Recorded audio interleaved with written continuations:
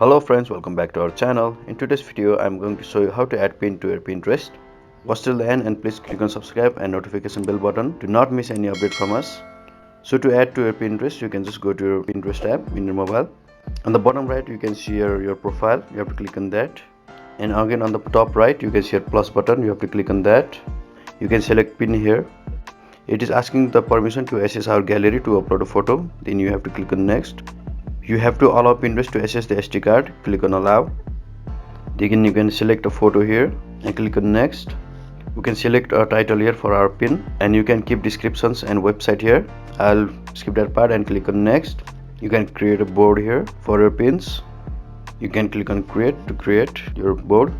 And yes, as you can see here, one pin is created on our Pinterest and it is saved to your board. In this way, you can create a pin on your Pinterest. And if you guys find our video helpful, then you can just click on like and subscribe button to not miss any update from us. Thank you.